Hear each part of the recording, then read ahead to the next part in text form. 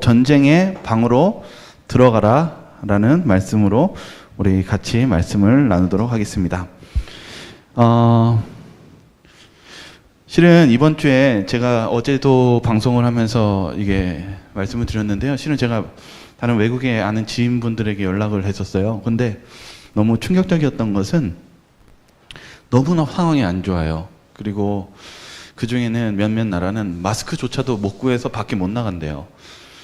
근데 너무 저도 마음이 아파가지고 실은 우체국을 연락을 해봤어요.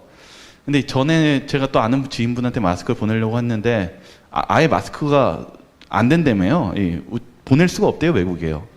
근데 지금은 이제 친족까지만, 가족까지만 8장인가요?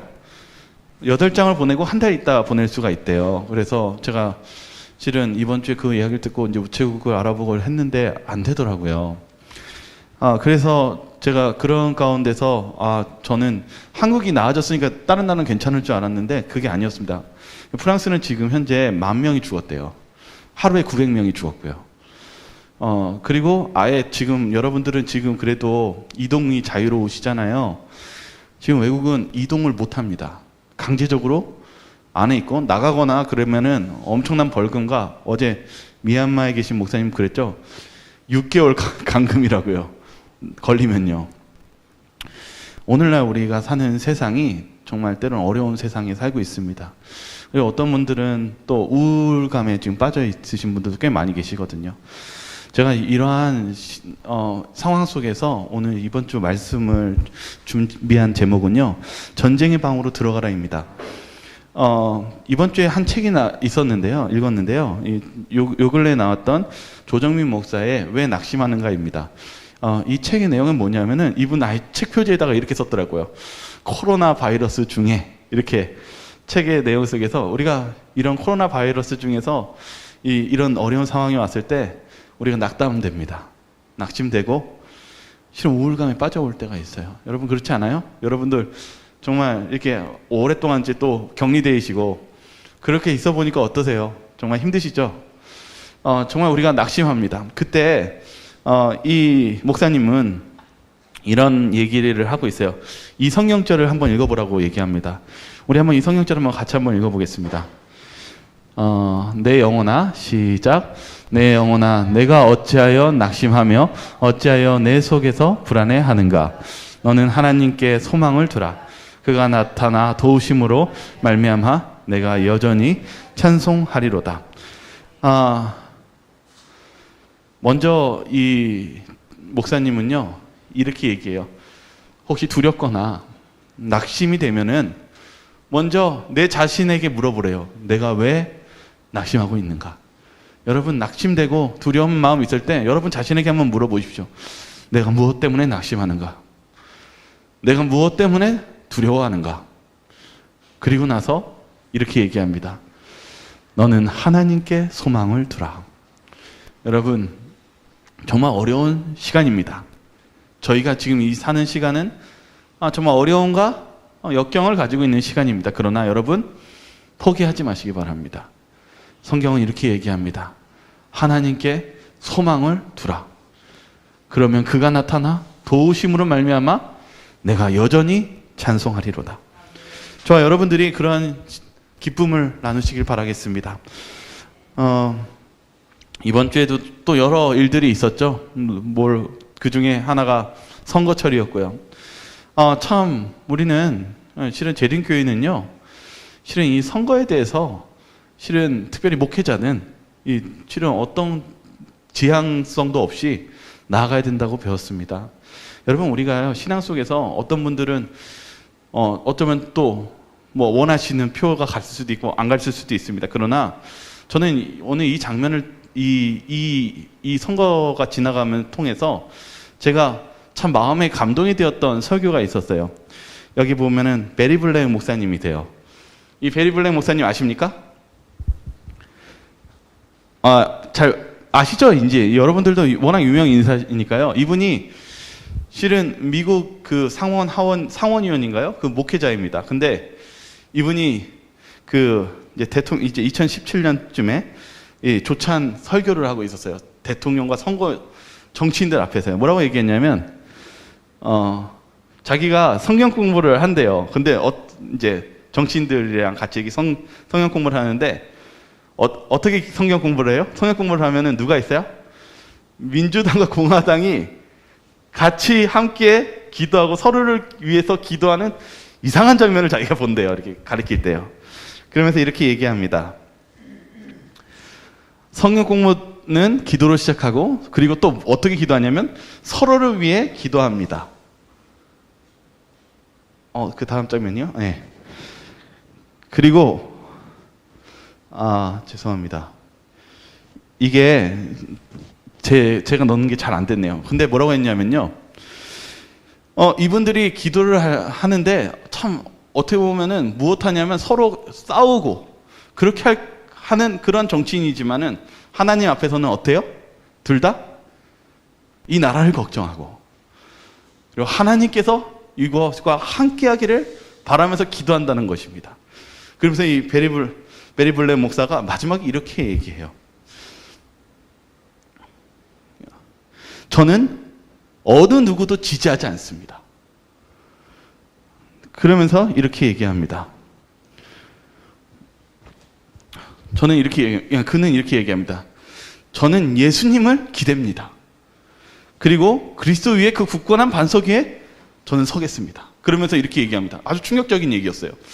저는 어느 누구도 지지하지 않는다고 하면서 제가 이거 저작권 때문에 7초 정도 영상만 집어넣었거든요. 한번 보시기 바랍니다.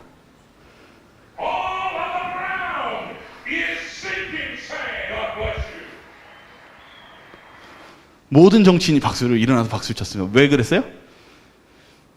예수님 외에는 모든 것이 가라앉는 모래라는 것입니다. 저와 여러분들이 아마 여러분 마음속에 때로는 이 세상에 이 나라에 어떤 마음이 드는 것이 있을 줄 압니다. 그러나 여러분 꺼졌어요? 네.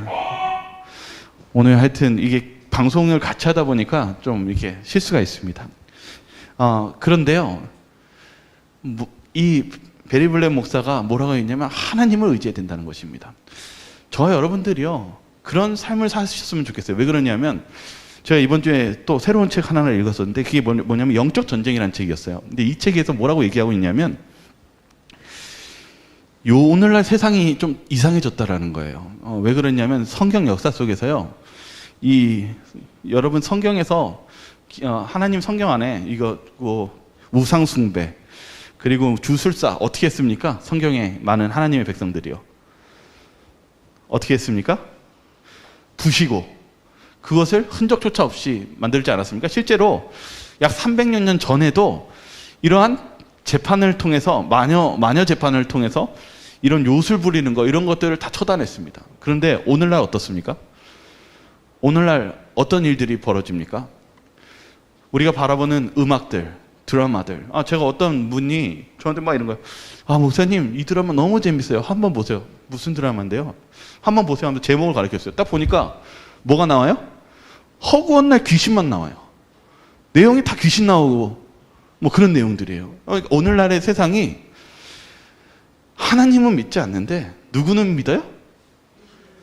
귀신은 믿고 점치는 거 보고 그런 거는 좋아하는데 하나님 믿기를 싫어합니다. 그런데 이 책에서 이런 내용을 하고 있어요.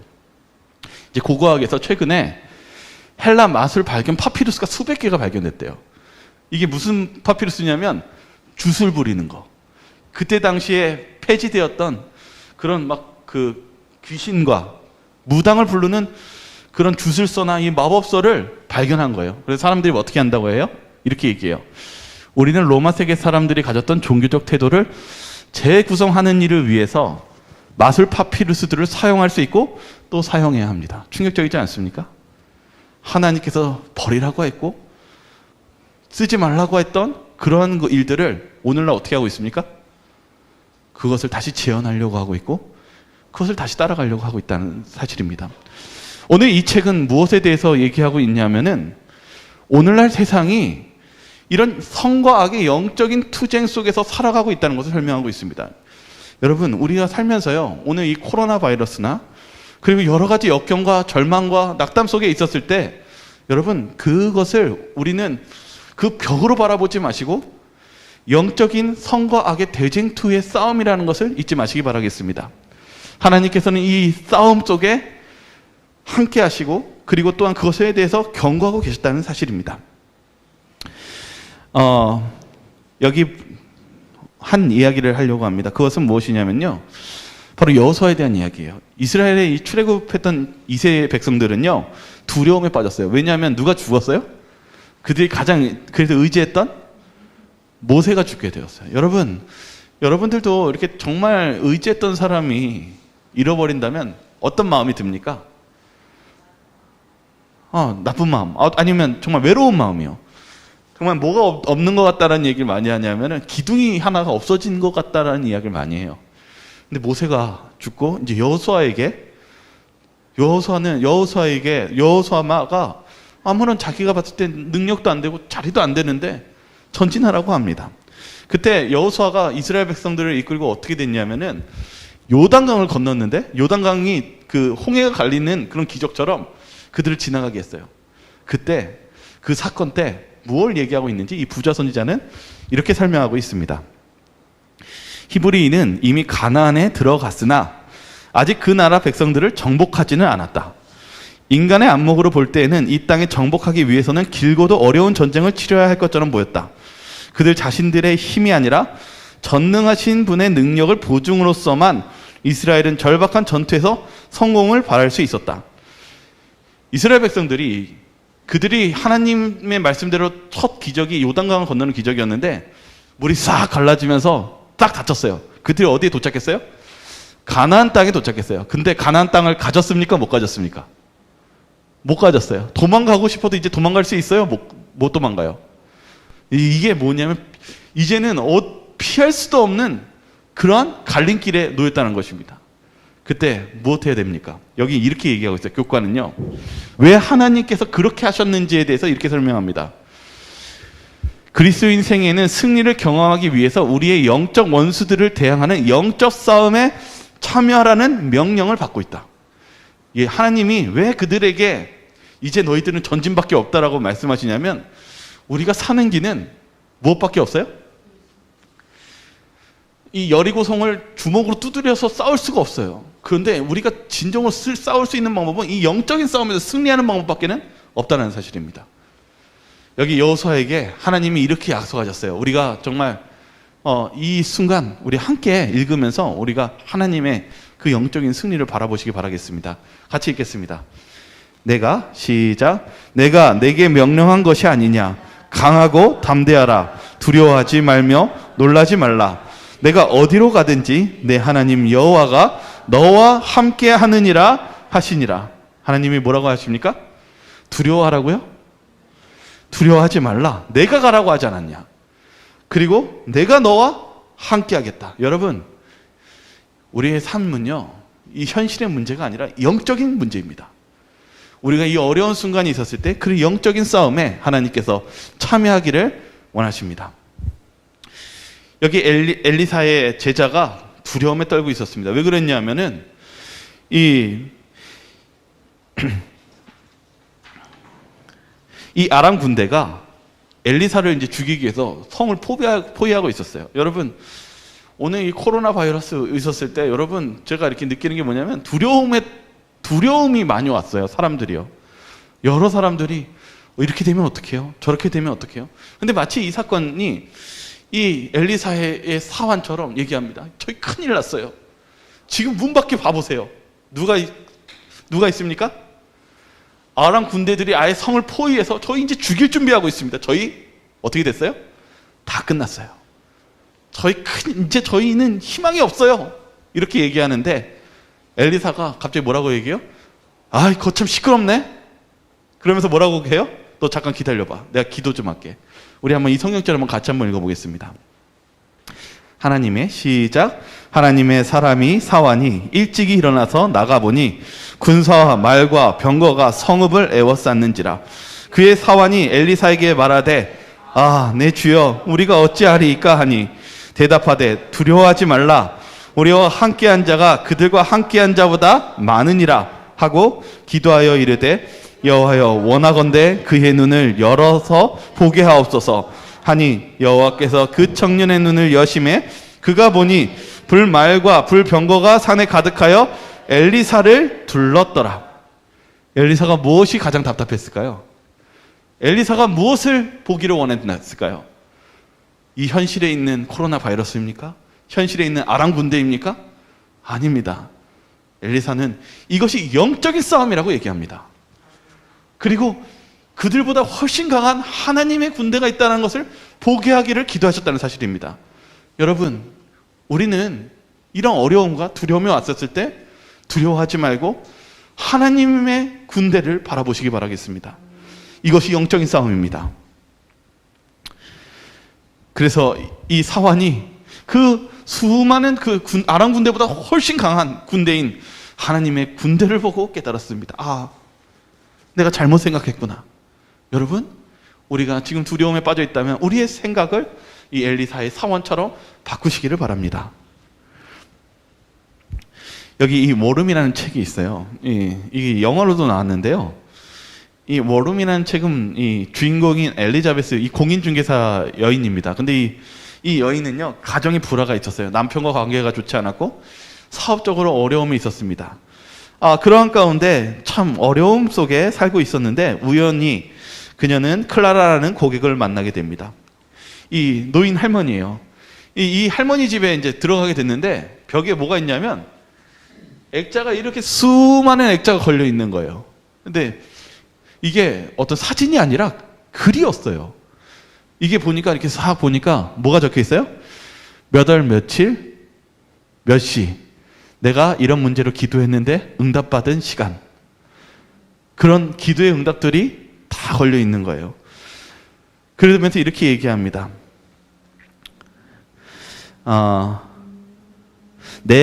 이것은 내 기억의 벽입니다. 일이 잘 풀리지 않을 때 이걸 다시 보면서 하나님의 변함없이 이끌어주고 계신다는 것을 기억합니다. 그러면 용기가 생겨요. 이 여인에게 다시 이렇게 얘기합니다. 이 젊은 여인은 고민이 많았어요. 부부관계며 삶에 너무나 고통스러웠어요. 사업도 어려웠어요. 그러면서 차를 주면서 이렇게 얘기합니다. 이 차가 뜨겁거나 차가우면 맛있지만 미지근하면 아무도 마시지 않습니다. 우리의 신앙도 뜨거워야 됩니다. 이 할머니가 그러면서 뭘 보여주냐면요, 한 조그만 창고방을 보여줘요. 문을 쓱 열어줬어요. 근데 그러면서 이렇게 이야기합니다. 여기가 내 전쟁터입니다. 거기가 무엇이었습니까? 기도의 방이었어요. 내 삶에 고민과 낙담이 벽이 부딪혔을 때 엘리사의 사원처럼 그의 눈을 보게 해달라고 기도하는 그 전쟁의 방에 바로 기도의 방이었다는 사실입니다. 여러분, 우리의 싸움은 영적인 싸움입니다. 우리가 이 싸움에 승리하려면 여러분 피하지 마시고 이 전쟁의 방에 들어가시기 바랍니다. 여기 한 기사가 이 책에 대해서 한 기자가 이렇게 썼어요. 응답받는 기도의 비결은 다른 게 아니다. 누구의 방해를 받지 않고 하나님께 더 집중하는 것이다. 하나님께 집중하는 것입니다. 제가 이번 주 한 책을 읽었는데요. 이 책에서는 무엇에 대해서 나왔냐면 이 예루살렘을 이제 이 무덤을 발견했어요. 수많은 사람들이 예수님 시대 때의 무덤을 발견했는데 대부분의 나이가 30세에 죽었어요. 키는 160 미만이었습니다. 이게 뭘 뜻하는지 아십니까? 예수님 당시의 시대가 30세가 되면 다 병들어 죽었다는 것입니다. 그리고 이 키가 작고 이런 것들을 보면서 뭘 알 수 있냐면 영양실조에 걸렸다는 거예요. 병과 전염병과 질병이 가득했던 시대가 예수님 시대예요. 그러니까 예수님 시대 때 고통스러운 시대입니까? 이때 당시 하루 한 끼 먹었대요. 얼마나 살기 힘듭니까? 근데 예수님이 이 땅에 오셨습니다. 그러면 성경은 이렇게 기록하고 있어요. 마태복음 8장 17절이에요. 같이 한번 읽어볼까요? 이는 선지자 이사야를 통하여 하신 말씀에 우리의 연약한 것을 친히 담당하시고 병을 짊어지셨도다 함을 이루려 하심이더라. 예수님이 이 땅에 오셔가지고 하신 일이 있어요. 그것은 예수님을 찾아오는 모든 사람의 병을 고쳐주셨다는 사실입니다. 어느 한 사람도 지나가는 없이 다 고쳐주셨어요. 여러분, 예수님이 이때 당시에 있었을 때 바쁘셨을까요? 정말 바쁘셨을까요? 굉장히 바빴어요. 왜냐하면 순간순간 죽어가는 사람이 계속 있었거든요. 전염병도 많았고요. 그리고 영양실조와 질병이 많았기 때문에 이들을 치유하시는 예수님을 바라보게 됩니다. 여러분, 예수님이 어떤 분 같습니까? 여러분, 예수님이 이 땅에 오셨는데 예수님이 어떤 분 같습니까? 제가 어떤 한 책을 읽는데 이 책은 아예 이 책의 저작물과 인용을 뭐 하지 않았으면 좋겠다는 뭐 그런 책이 있어가지고 책은 밝히지 않을게요. 근데 이 부분에 있어서 예수님을 이렇게 정리해요. 예수님은 빛이시라고요. 예수님은 빛으로 오셨어요. 왜 빛일까요? 저는 이 구절이 참 마음에 와닿아요. 여러분, 우리가 어둠을 만나면 두려움을 느낍니다. 그리고 어두움이 강한 것 같습니다. 그런데 예수님은 빛으로 오셨습니다. 예수님은요, 이 빛으로 오셨는데 항상 어둠을 이겼습니다. 여러분, 우리의 삶도 마찬가지입니다. 어떤 절망적인 순간일지라도 예수님은 빛으로 오시고 우리를 구원하시고 승리하시기 위해 오셨다는 사실입니다. 그래서 우리가 잊지 말아야 되는 사실은 바로 예수님께서 이 빛으로 우리를 못 보는 것을 보게 하시고 그리고 뜨게 하시기 오셨는데 그것을 거절했던 많은 사람들이 있었다는 사실입니다. 그러나 저 여러분들은 그 승리의 빛, 그리고 그 승리로 우리를 구원하신 그 예수님을 붙잡고 나아가시는 그런 영적인 싸움에 동참하시길 바랍니다. 로마서 8장 37절은 이렇게 얘기합니다. 우리를 사랑하시는 이로 말미암아 우리가 넉넉히 이기느니라. 여러분, 우리는 낙담하지 않아야 됩니다. 왜냐하면 우리를 위해 싸우시는 예수 그리스도가 있기 때문입니다. 여기 사도행전 1장 7절과 8절을 좀 읽도록 하겠습니다. 같이 읽겠습니다. 시작. 이르시되 때와 시기는 아버지께서 자기의 권한을 두셨으니 너희가 알 바가 아니요 오직 성령이 너희에게 임하시면 너희가 권능을 받고 예루살렘과 온 유대와 사마리아와 땅 끝까지 이르러 내 증인이 되리라 하시니라. 오늘날 여러분, 이 코로나 바이러스 때문에 더 뭐가 생겼냐면은 두려움이 생겼어요. 어떤 두려움이 생겼냐면 이 마지막 때가 왔다고 해가지고 두려움과 약간 방황하는 그런 마음이 생기시는 분들을 발견합니다. 특별히 우리가 이런 징조를 통해서 볼 때 정말 때가 가까웠다. 그러나 예수님께서 그리고 하나님께서는 우리에게 두려움을 원하실까요? 그렇지 않아요. 먼저 제가 좀 앞에 있는 걸 먼저 볼게요. 여기 제가 읽어드릴게요. 이 시대의 소망에 대한 부분인데요. 사단과의 마지막 대쟁투 시 하나님께 충성하는 자들은 모든 세상의 생계 방도가 끊어지게 됨을 보게 될 것이다.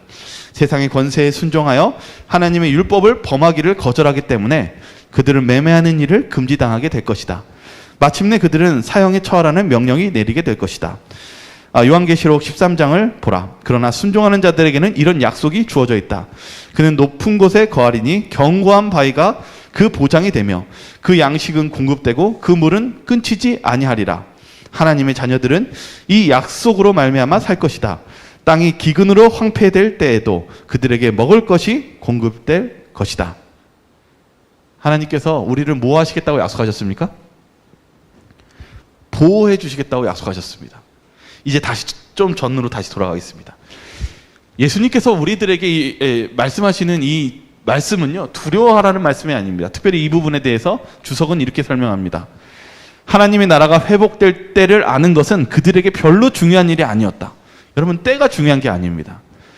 이 때는 하나님이 주관하십니다. 여러분, 이 세상이 사단이 어둠이 강한 것 같이 보이지만 어둠보다 더 강한 누가 계십니까? 빛이신 예수 그리스도가 계시고 하나님이 계십니다. 여러분, 여기서 볼 때 때는 중요하지 않습니다. 왜냐하면 때도 누가 정하는 것입니까? 사단이 정합니까? 사단은 절대 하나님 허락 없이는 움직일 수가 없습니다. 이 세상의 주관자는 하나님이십니다. 하나님이 더 강력하시고 하나님께서 이 세상을 움직이십니다. 그러한 가운데 그 때는 하나님이 정하시기 때문에 여러분들 그 하나님의 뜻에 맡기시기 바랍니다. 그러나 우리가 더 중요한 것은 그 다음입니다. 깨어 기도하며 일하며 기다림으로써 주님을 따르는 것이 중요한 일이었다. 감정적으로 고조될 어떤 특별한 때를 기다리며 사는 대신 현재에 주어진 기회를 잘 이용해서 영혼들이 구원함을 받도록 하기 위해서 할 일을 해야 된다. 여러분, 이런 징조가 보이시면 두려워하지 마시고 전진하며 복음을 전파하시기 바랍니다. 우리가 해야 될 일은 전진하며 믿음으로 그 복음과 하나님의 그 복음을 온 세상에 받아들일 수 있는 그 일을 하는 것이 우리가 해야 되는 일이라는 사실입니다. 여기 좀만 볼게요. 사단은 사람의 주의력을 현대 진리에서 다른 데로 돌릴 만한 이론들이나 계산들을 가지고 마음을 가득 채울 준비를 항상 갖추고 있다. 이렇게 해서 사단은 그들이 세상에 셋째 천사의 기별을 전할 만한 사람이 되지 못하게 한다. 사단의 계획은 우리를 두려워하게 하고 하나님의 복음을 전하지 못하게 하는 것이 그의 계획이라는 사실입니다. 여러분, 사단의 먹이가 되지 마시고 사단과 싸워서 승리하시는 저와 여러분들 되시기 바랍니다.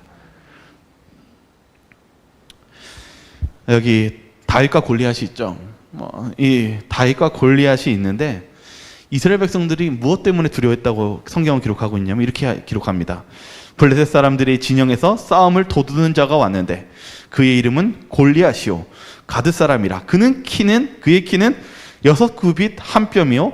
사울과 온 이스라엘 블레셋 사람들이 이 말을 듣고 놀라 크게 두려워하니라.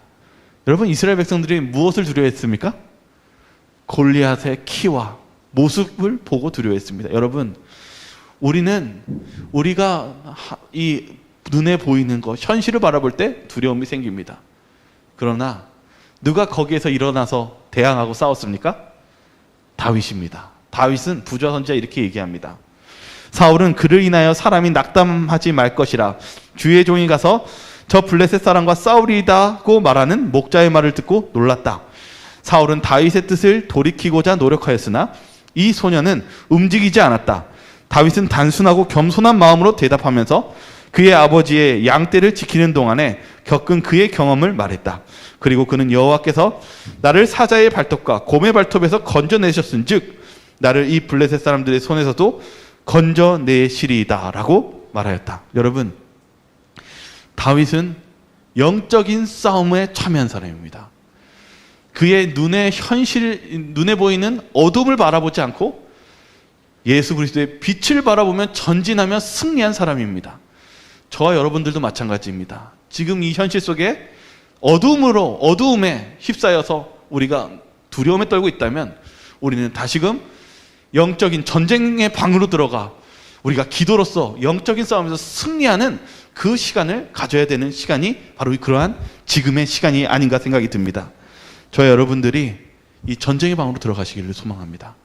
오늘 이 삶 속에 이 여러분의 방의 문을 열고 하나님과 만나며 이 전쟁의 영적인 승리로서 주님을 찾으시길 바라겠습니다.